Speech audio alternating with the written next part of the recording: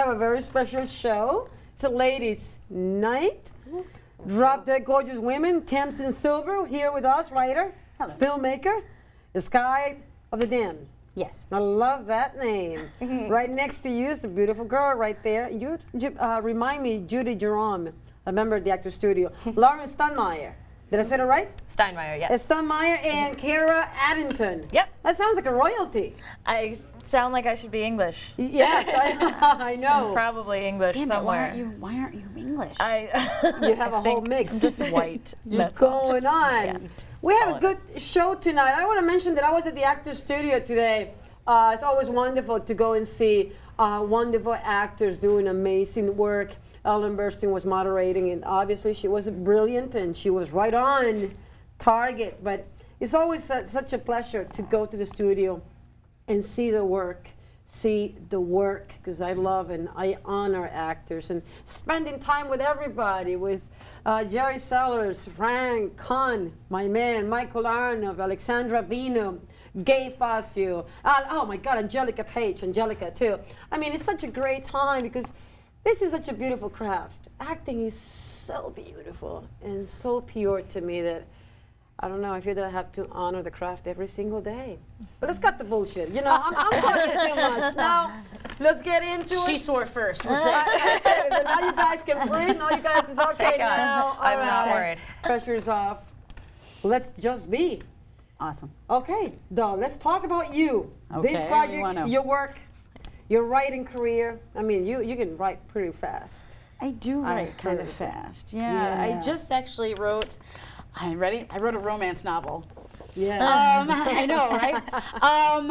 During National Novel Writers Month, I just wrote a 127,000 word book in 2 months. I don't know how you do it. Stephen King is another one. We're talking about it right before the show that he can write pretty fast. Yeah. I mean, what do you think? How can you do that? How can you write so fast? I actually learned to type around the same time I was learning to play piano, and that's really kind of the only thing I can think of that might be the reason why. Right. And I did really well at learning, and the teacher was like, you know, do you play a musical instrument? I said, yeah, I play piano. And he was like, oh, well, okay, then never mind.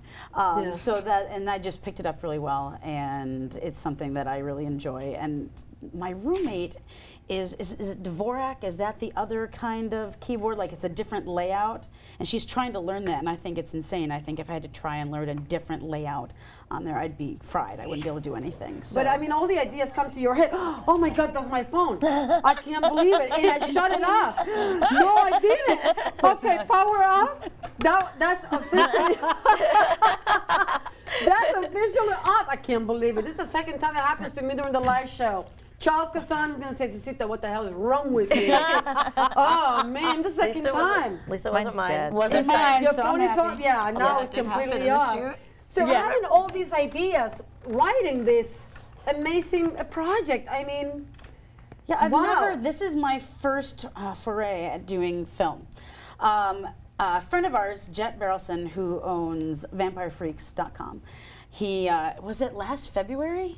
Was oh it my last God, January? it's been almost a year. It's almost been a year. Yeah, it has. Came to the coffee shop and was like, so hey, I was thinking, would you like to write a web series for VF? And I was like, yeah, sure, we could do that, right? And we look at each other like, sure, yeah, that sounds great. And I'm like, you don't want anything like campy, right? We're not talking, you know, reality show. And he's like, no, blood, gore, real. Blood. You know, yeah. Like we need more blood. Yeah, vampires. And I was like, okay, no problem, sure. And we went on talking about whatever. And the next morning I wake up and I know I have deadlines for my other books and other stuff, and I wake up and go, what the hell did I just agree to do? And I think I texted you. No, you called me. Did I call you? You called me, and I'm you're like, what did we do? What did we just agree to? What did I just agree to do? And so it was interesting because normally when I write, they call it pantsing, when you write by the seat of your pants. I don't always outline. And so I just write from my head and I go. But with this, I couldn't do that because we needed to kind of come up with what kind of characters we wanted. Right. How many? Because we were going to audition and start filling those people in to do a photo shoot and start moving. Right. And so I actually had to come up with, and it was very difficult for me, and I had to like were do you it. scared in the beginning? Yeah, I was Right. petrified I wasn't going to be able to do this right. I was like, I don't think I've ever done this, and I'm not quite sure what I'm doing. And then all of a sudden I said, you know what? The way I do best is just to write. So I sat down and I said, screw it. And I just started writing the show. And I just started coming up with ideas, and the characters introduced themselves to me, and they all kind of connected for me. And once I'd written, I think I wrote the first episode in about an hour. Oh my God, you're fast. Should I not tell people? They'll be, no wonder it's crap. So I wrote the first episode, and it started making sense to me. And then I wrote episode 2, and I was like, okay, now I know who these people are. Now I know where we're going. And then I was able to make up all the other names, and we were running with it. What about the storyline? How does it work? God damn it! I know that we're going to deep waters, but it's very long and involved. It's very taxing. It is. It's, well, one of the things that I think is really, really important, and I don't know if you guys want to chime in on this, but there's more than one storyline in Sky of the Damned. How many characters we have? Oh God. Oh my God! If you count my second, about 30. 30 to 35. At least supporting. Least. If you're counting supporting as well as your main characters. But I think with main, it's about 10 to 12. Yeah, I don't know, are you counting the detectives? Yeah, you would count the detectives. So then it's 15. Yeah, it's 15. Which is normal for me. 15. Moon Over Manhattan is 15. You know, I have a tendency to write about 30 characters. That's normal for me. That's how many are in Windfire. That's how many are in a lot of the stuff I do, because I like to create an entire world. The characters, they speak to you in dreams. Do you dream about your work? I don't. You don't? I don't. Are you sure? Maybe you don't remember. No, I might, but here's the thing, is if I don't write, do you remember the llama one? So okay, so what do you got? It was an ostrich. It was an ostrich. No, she just has the weirdest dreams. If I don't write, but you're gonna put them down. Are you putting them down? No, I don't. They're that weird. They're weird. If I don't write on a regular basis, my imagination takes my dream time to go play, and I woke up and I was chasing an ostrich or a llama, I don't remember, down West 53rd or 54th Street with a pony. Now, I wasn't smart enough to be riding the pony. Anyway, just running with but this is But you know, the ponies, I think, are a sexual symbol. Oh, no. Oh, yeah. I really want you to like have your dreams There you go. analyzed. Yeah. I think it'd be the funniest thing in the world. No, I'm going to pass. But seriously, so I don't actually dream about my characters. They come to you, basically, When I'm writing. when you're writing. When I'm writing. Yeah. And you like to keep journals, or you don't? No, you don't. This is, everything, my father actually said to me, so you understand the world you're writing in from like 1985 to 2150? And I said, yeah. And he's like, and where do you keep all your notes? And I just looked at him and I went, Right here. yeah, it's all here. But you got the chops. Managing theater companies, living in New York. Come on, this is. I've been here 11 years now, so I've been you're an a New Yorker. official New Yorker now. Yeah. Yeah, you're from Michigan, correct? Yes, I am. Yeah. Yep. So, yes, I am. and you girls, you have your 2 kitties. I read about I you. do. Yeah. I do. She has no, she has a new tattoo. You get a new So- one Yeah. too. I do. Kitty tattoo. What is it? What you? I mean, what does It's it a mean? The kitty tattoos tattoo. behind your ears. What does it mean to get it behind my ear? Yeah. I just liked it because it's very, like, I could be like this and you would not know I have a tattoo. Yeah. Right. But I could pull my hair back and it's like, wait, hold on, wait, what is that? You know, like, it's something very, it's almost intimate without being on, like, a almost taboo part of the body. Like, Right, it's, right. Yeah, It's I have something- one on the back of my neck. Yeah. How many I you do have? too. How many you have? I have 7. 7. Wait. Oh. And you're heading for a next one too, right? 5, 6. She's got, She's 7, yes. 7. What 7. about you? this is just my first. Your first one, not the last one, right? No, God, no. No. What about you? And same thing, just one for right now. For now, for right now. Actors are sometimes a little more hesitant to get them Yes. because I don't have one. I don't think you're gonna have one. It's not my thing. I like to see them, but I'm not on my skin. Yeah. the minute I decided I wasn't going to act anymore and I wasn't going to teach in public school anymore, I Amazing. decided You to can- get my nose pierced and get a tattoo I on the like back the of my nose neck. pierced. They say you're making a statement. You look like a rock star to me, I like like a that idea. musician, rock star. Don't So give when her you girls ideas. met, let's Oh, talk about no. casting the actors. Yes. How does it work to make it happen right from the writing, from the paper, and just put it out there? I wrote up explanation. Basically, I took each character and I wrote a short thing about each of them, Okay. and then I posted it on a couple different sites. We used Okay. Actors Access, Backstage. Backstage. That's it, and yeah. that was it. And And you had we a big got response? Oh, God. huge. hundreds, Huge. hundreds Yeah. and hundreds. And then we broke it down to about 100 people that came in, and what they did is they come in and they did a monologue of their choice, Right? and they did a short monologue for the character I've called them in for that I wrote. Because I thought it'd be such a smart idea to write a monologue for each of the main characters. Do you have any idea how much time that takes? And extra monologues, by the way. Not something from the actual web show. Not yet. Extra stuff that I wrote that was a monologue for that character so that I could actually see them A, interpret my writing, B, make sure that they could pick up something brand new that they hadn't seen before, and see if they just kind of understood, you know, what I wanted, and so I could actually see what they do.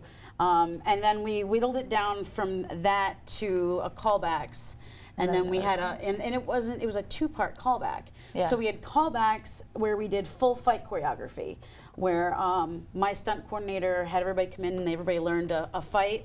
That was great. That was awesome. We have pictures of that up on our Facebook page. You can get your demons out. Yeah. Oh, yeah. Like that. Yeah. Right? That's so fun. Oh, it was a blast. We had so much fun doing it, too. And then we broke that down from that grouping down to a 3rd audition for callbacks, where we did some scene work, some heavy-duty scene work on that day as well. So it was 3 full days of seeing people break work. down. What kind of actors turn you on? What kind of actors turn you off? What are you looking in an actor? Will I have a beer with you? I'm not kidding. People are going to think that's probably insane. No. You know, it's New York. I'm going to tell you right now, I could have cast the show 10 times with the people we saw. With the 100 people I brought in, every single person was talented in one way, shape, or form.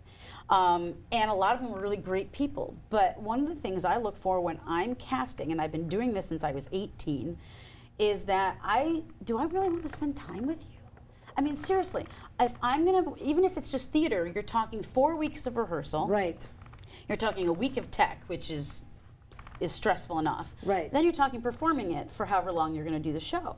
So I've got to spend a lot of time with you. So I need you not only to be talented, I need you to be someone that I actually want to spend time with. Right. And that's one of the main things that I look at, other than, do you look like what I need for this role? And in film, that's another thing.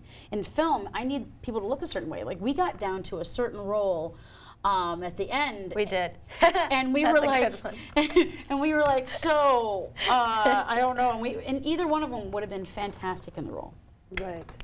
But when it came down to it, one of them had more of the look I needed for the role, for what I knew the arc was going to be for that character. Right, So, but casting directors, they label you. It's all about labels, you know, and it's like, as you know, I mean, you girls know, you're in the business, right? You want you want to see people taking chances and taking risks. Yeah, you do. Right? You're so sick and tired. You're all, she's that type, he's that type. Should I tell them about how you got cast? Yeah. So I called her in for the role of Sheena, and Sheena is the bartender, and I didn't really know where Sheena's role was going yet, but I had an idea where I wanted her to go.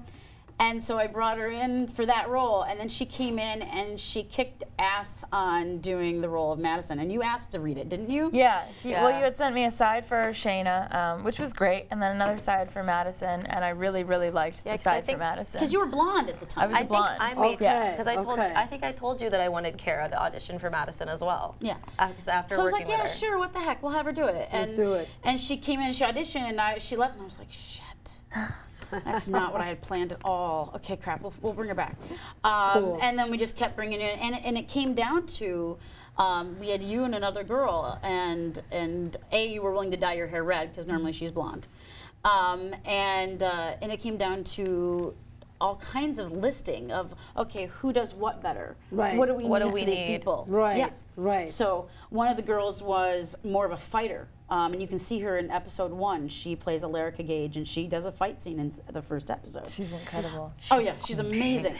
But that's what I said. I was like, this girl's a great actress, but the role of Madison's not a fighting role. Madison is this character she's a little bigger than life. She wants to be a musical theater performer in New York.